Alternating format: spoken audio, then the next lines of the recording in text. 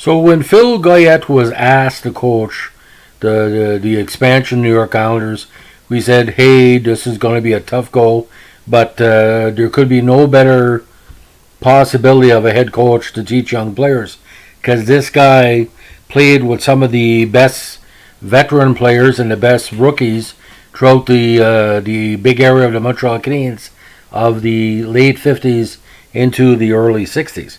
Now today we're going to be talking about the legend of Phil Goyette, but I'm going to wait about the breakdown of the first season of the Islanders a little bit later, because I want to remain extremely positive, because Phil was a very, very positive guy on the ice and off the ice.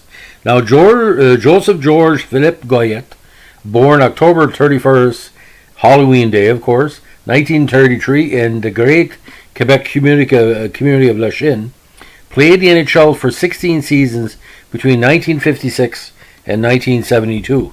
Now, he first came to major prominence in the QJHL, first with the Montreal National for the 51-52 season, and with the Montreal Junior Canadiens in 53 and 54.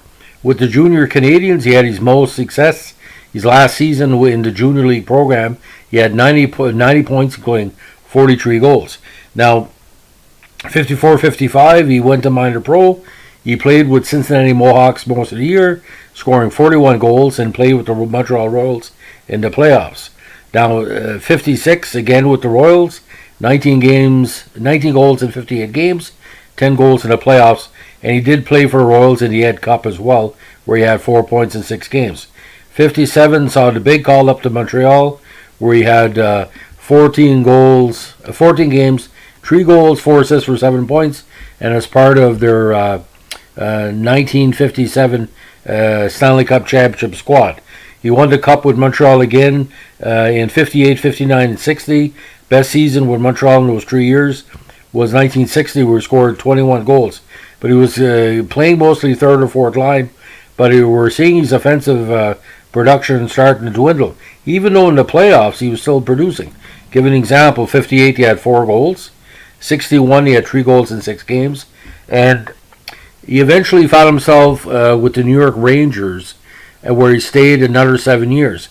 Now it's funny with the Rangers, his production went up. But as you know, the fortunes of the mid-1960s Rangers teams were not positive. His best season with the Rangers was 68, when he had 25 goals and 40 assists for 65 points, and when the Rangers made the playoffs yet again. Now, 1970, he was called upon with a great veteran franchise, or even though it was expansion in St. Louis, and he helped St. Louis to a Stanley Cup final berth in 1970. He had a career year that year, 29 goals and 49 assists for 78 points, and he had a 3-11-14 stat line in the playoffs.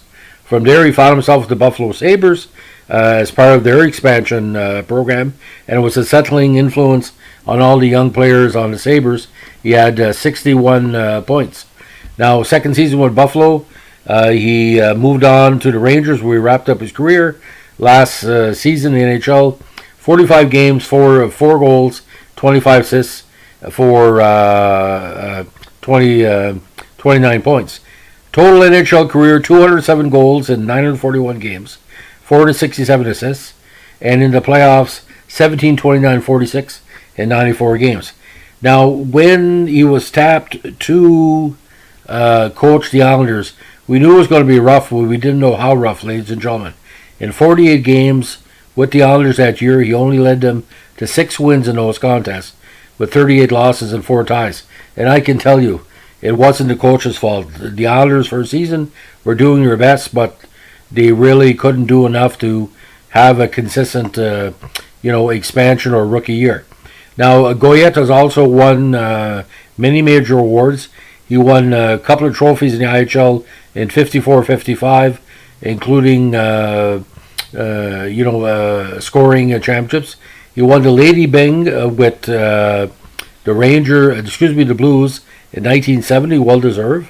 And he's also ranked as the 59 all-time Ranger in the 2009 book 100 Ranger Greats. Now, again, 4-time Stanley Cup winner, and overall, like I said, Montreal had an opportunity to see what Goyette had to produce. Again, a very strong second, third line player. But you got to understand, when you play center and you shoot left, you're going to get a lot of chances, and that's what happened. But I think as the seasons went on, he was better in the second half of his career than the first half. He seemed to get that scoring touch, and his points per game increased. His playmaking efforts increased. But we all remember in 1970 against the Bruins, St. Louis had very limited chance to knock off the Bruins. But Goyette made St. Louis competitive that year against the Powerhouse Bruins, because it's pretty hard beating a team with Esposito, and Cheevers and Sanderson and Bobby Orr. And, his veteran presence. At the time, he was he was 36. He was 37 out, as we say, just about to turn 37. But like I said, very much a role model. A lot of the young girls loved his look, and he was amongst the hockey purists, especially the Rangers in Montreal. He has a great reputation as being one of the most respected players of his generation, because you say the words Phil Goyette, and everybody said, "Oh, yeah, that's a typical strong second line player," because every team in 2020 NHL needs somebody like Phil Goyette. It's going to get you 20-25 goals, not going to take a bad penalty, going to be consistent. Sort of like Yvon Lambert, but not as much as the scoring prowess. So that's a legend of Phil Goyette. Again, thanks for listening. We appreciate all the comments, likes, and subscribes. And if you like the channel, tell your friends.